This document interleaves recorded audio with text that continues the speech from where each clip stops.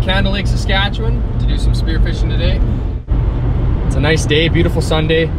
It's been calm the last couple days here, so hopefully the clarity's good. Candle Lake's a pretty clear lake usually. The fisheries guys do a really good job here. The limits were knocked down from 4 to 3 just to help with the walleye population, and it's, I don't know, I feel like it's better than ever. We don't go to Candle that much, but every time we're here, we're always seeing fish and walleye, and the more we learn the lake now and spots to go, I don't think we'll have any trouble seeing walleyes in the foreseeable future here.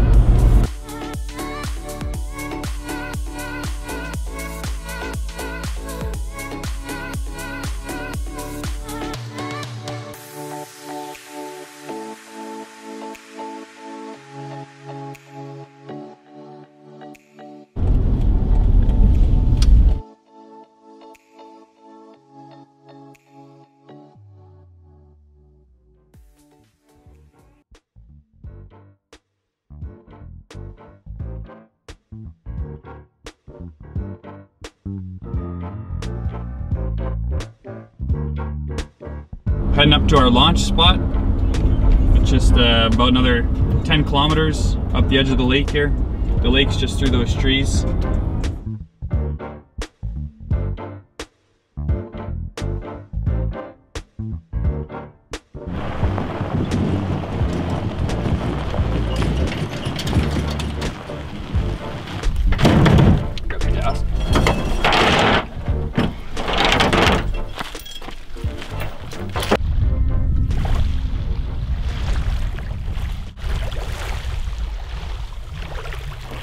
Hey guys, I'll just be showing you my gear here that I use.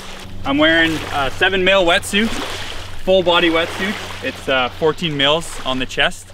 And what I'm using to shoot my fish today is pole spear.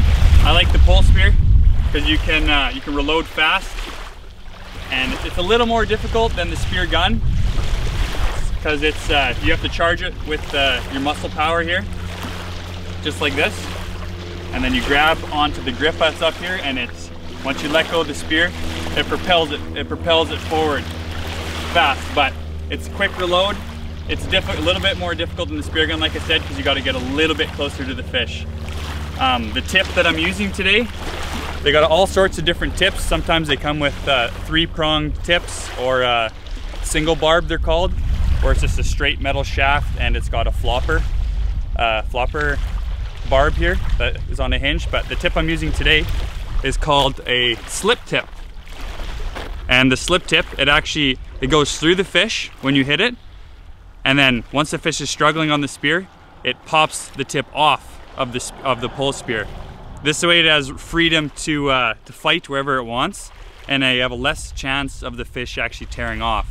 Say if you hit the fish bad in the stomach or in the lower parts of the body, usually they rip off with just a single shaft, but this way he can pull the tip off, and he's got lots of freedom to fight with here. It's not bad to reload either. All you do is slip it on and tighten the string up just like this. That prevents the tip from falling off when you're swimming around in the water. There's different records for the pole spear compared to spear gun, so this is what I got used to when I first got into spearfishing, and stuck with it. And this sucker here is 8 feet long.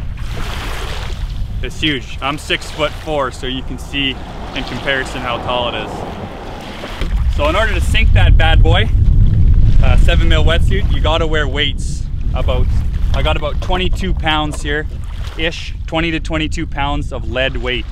I got some homemade weights here, homemade weight here, and this weight belt here is full of lead. All these little slots here are full of lead bricks. So that's what you need in order to sink the wetsuit or to neutralize yourself in the water. Or else, if you just wear the wetsuit, you can't dive and you'll just float right back to the surface. Then I got some goggles here with a GoPro mount on the top so I can catch the view, my view, wherever I'm looking. And I got the GoPro that goes in the case there, waterproof housing. I also got a float line attached to the end of my spear back here. So just in case I hit a really large fish, I can let go of my spear completely and let the fish have freedom to fight wherever he wants, and I can follow him down with this rope here that's attached to the end of the rubber band there, which this is attached to the spear and this is attached to the end of the rope. So boaters and ongoers can see exactly where I am on the lake at all times. So I'm also using these gloves here and socks. I'll show you the gloves. They're just 2 mil neoprene gloves when it gets a little bit cold. Candle Lake today should be okay, but when you're in the water for a long time, your hands and feet sometimes get cold. So got these 2 mil gloves, not too thick, but they keep your hands warm enough. And then also I wear socks too, so I'm basically fully covered. And these are 2 mil socks as well. Fairly worn out. I've been using them for quite a few years. So yeah, not too much thickness compared to the wetsuit, but that's all you need for your feet and hands. This is what I use, guys, is this Cressy 7 mil. And these suits keep you extremely warm. It's 7's probably a little thick for this time of year, but I don't have access, or I didn't buy a 5 or a 3 yet, which would be a lot better suit, but this 7 works great, keeps you warm. You can swim all day in the water. You come out, you're perfectly fine, not chilled at all. And then again, I have gloves. I wear 3 mil gloves, 3 mil booties, and that seems to be enough for however cold it is. I ordered these Cressy goggles, and they seem to work fine. They're pretty cheap, and they work great. We use a plunger type snorkel. So there's snorkels that are open, and people have different opinions about them. So when I go under the water, this actually plugs off for me. So if I keep my snorkel in my mouth, I can come up and I can breathe in almost right away. I do blow out still just in case, but it's got a check valve at the top. The check valve at the bottom purges it when I come up, and it works great. Some guys don't like them, like our dad I know doesn't like them.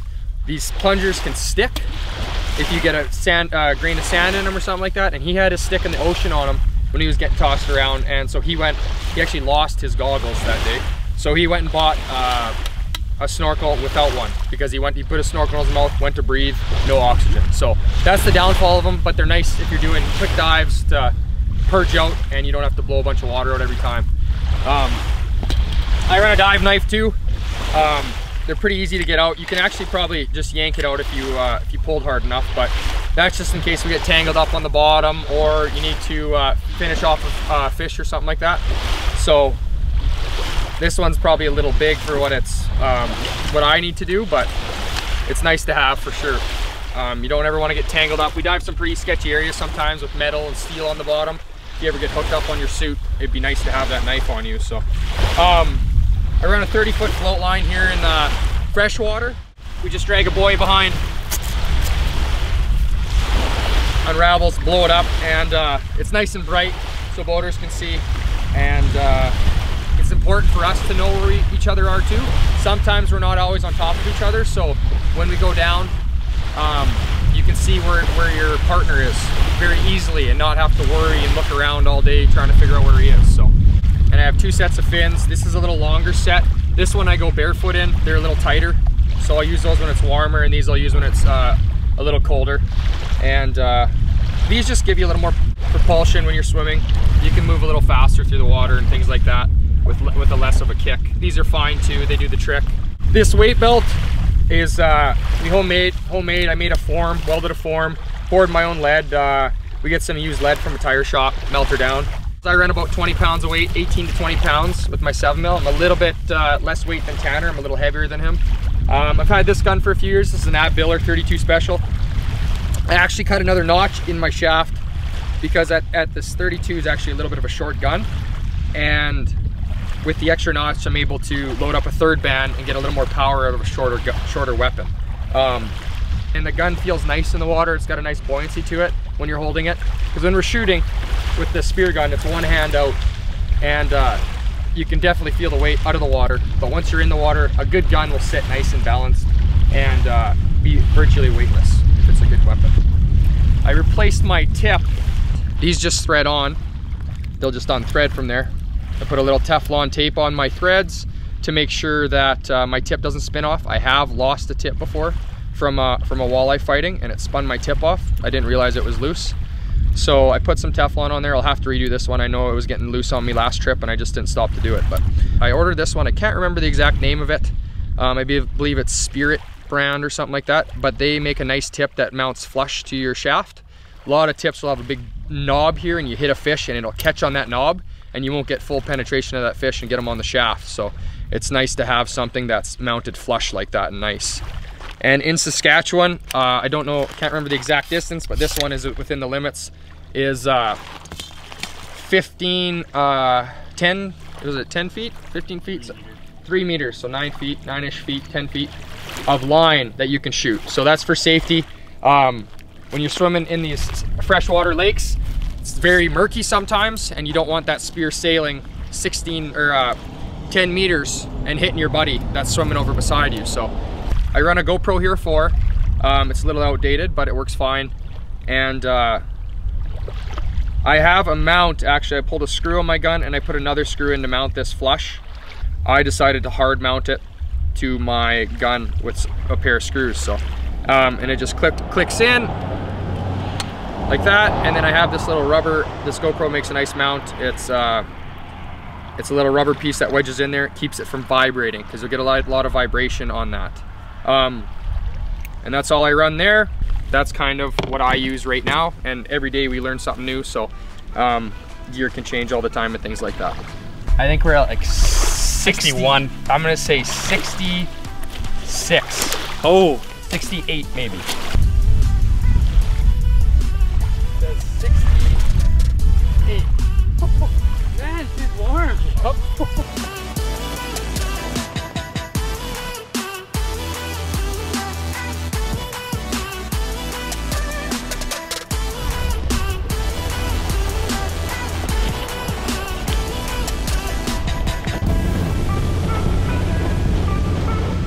Just made it to the spot here. We're gonna drop anchor and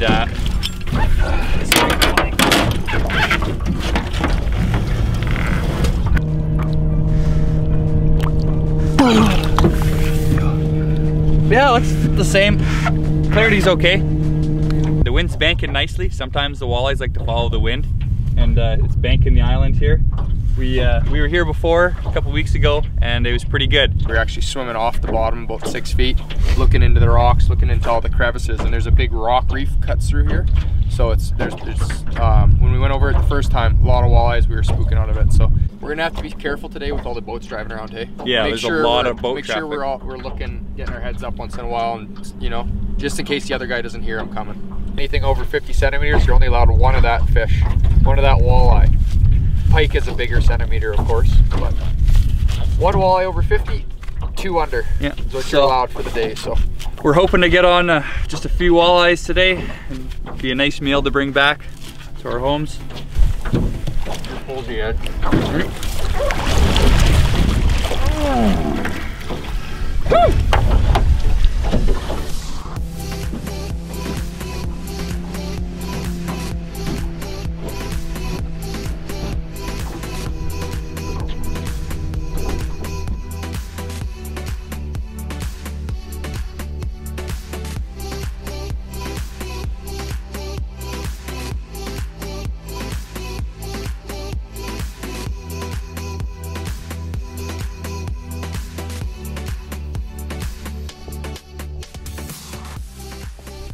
Oh, that's fishing for you.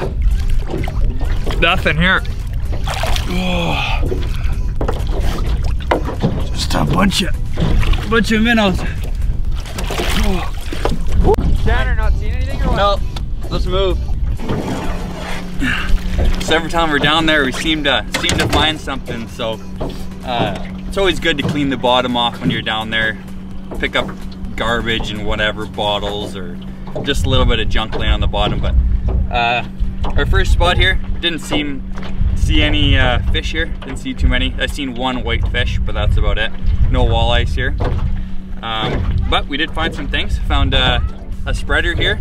It spreads the fish's mouth open so the fisherman can get the hook out of the mouth. And picked up some other garbage on the bottom. Old fishing rod here. You can see it's all crusty and old. And then a couple little jigs.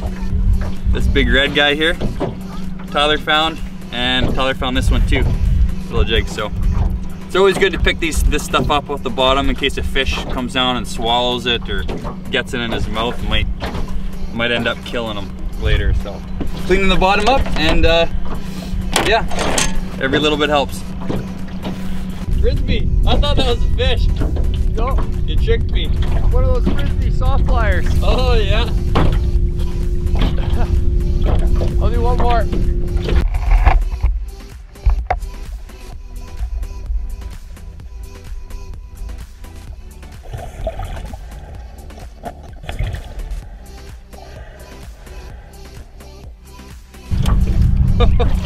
I got a rope too. That thing's old. Yeah. Sit down there for a while, eh? Warped. Soft flyer. Look at that little bugger. Well, that's add to our collection here. No walleyes, but we've got just some junk off the bottom, basically, some hooks and stuff like that. I found an old anchor line here. I was hoping an anchor would have been attached to it, but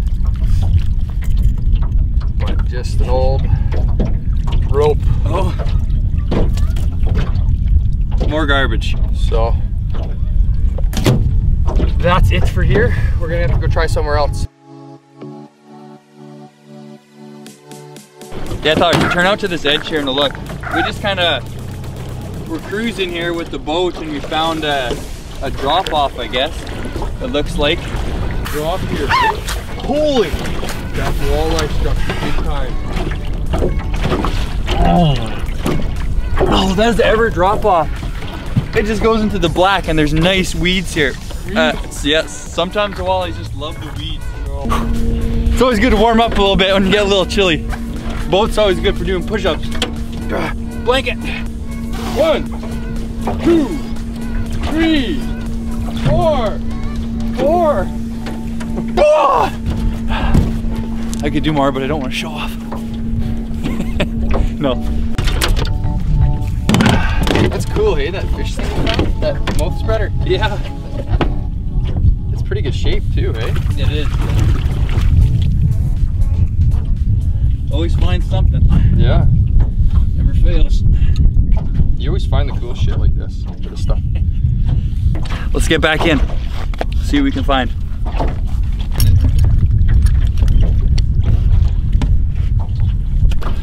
Let's get the air out of my teeth.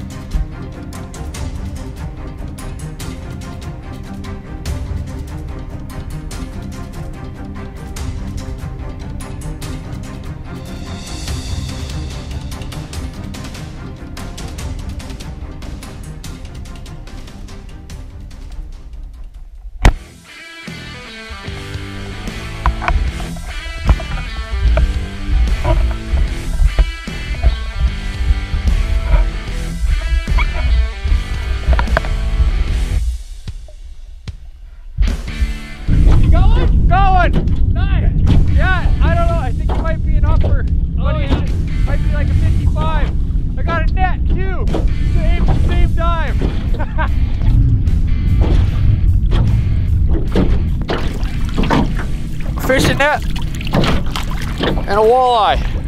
We're on to him now. Good structure here, so I think this guy's under 50 centimeters, so I'm just gonna double check, make sure. He looked a lot bigger when I shot him. I was worried. I didn't really want to shoot him because he I thought he was just over 50 centimeters, and that would take my upper tag away from me. So, but he would turned out to be a nice eater. I followed him for a bit. He sat there, gave me a nice shot. So walleye here is right on, just under 50 centimeters. So that is an absolutely perfect eater right there. You couldn't get any better, any closer than that. Just under 50. So that's a perfect fish. That's the biggest undersize that you can get. So that's what you're looking at for an eater walleye. But he looked a lot bigger than this when I shot him, and I'm glad he wasn't.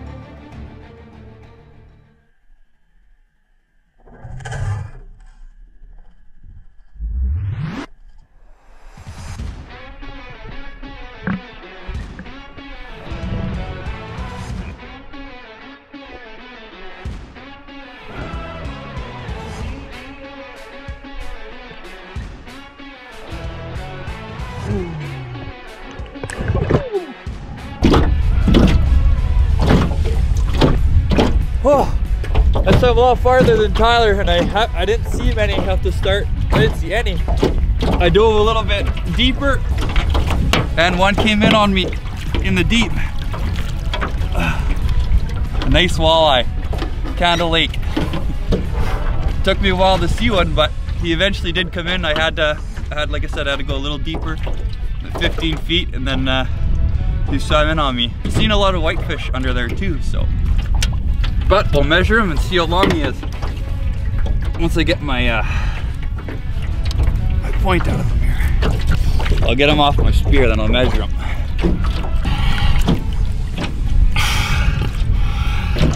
There. I think he's a fish that's over 50 centimeters, so I can only have one over 50 centimeters.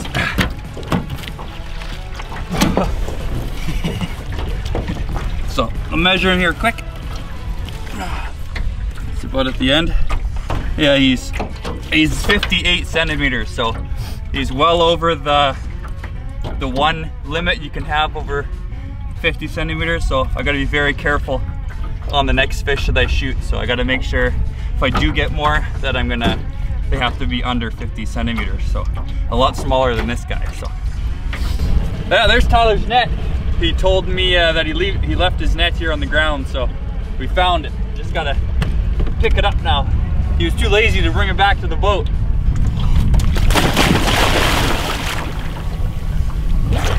Woo! No goggles and I got her. 58 you got, eh? Was that 4 pounds? Yeah, no, like 3. Oh yeah, nice, eh? Only one that I've seen. That's a 58. Yeah, he's long. A little bit skinny, but compares to that. Mine looks similar, but how did you shoot yours? Did you just dive and then see him, or what? Yeah, geez, they're like drowned in here. Isn't that weird how that works, eh? We go one day, we come here, they're sitting in the rocks. Gotta hunt them in the rocks. Next day, like today, I'm moving. I'm just swimming, moving, and they just show up. The one I seen from the surface, this one. Oh yeah. And I top dove on them. Mine, I dove into the dark, like where it gets dirty. Yeah. Into there, and it laid, and then he just came out of the murk. Oh, you just still sit? Yeah, still. Did you still every time? Only still sit twice, and the one time he came in. Oh, that's good. I should try I that. think I just got lucky. I haven't been seeing much over here yet. It was more back there. Okay. Yeah, he's gonna be over. He's over? You want to check you want to check that tail? We need a better board in here. Yeah. I should have brought my green on. Yeah, that's pretty good there. What's he at? 51. Yeah, I knew it. Barely over, eh? Just over. So, legally we can't shoot any more big ones. So Tyler, this is Tyler's big one, and then my big one in the cooler.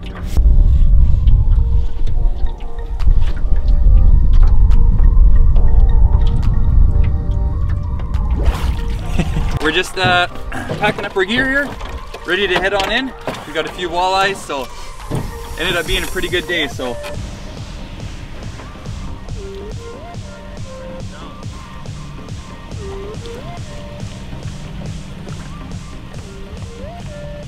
we had a good day on Candle Lake today. Little short on the walleyes today, but that's okay. It goes that way sometimes. I found an anchor rope, the end of a fishing rod, 2 fishing nets. I was complaining today because I never find anything cool, and Tanner found this nice fish mouth opener tool. Right off the hop. Yeah, and we found a few jigs. We'll hope to see you guys next time on the next episode. Thanks for watching.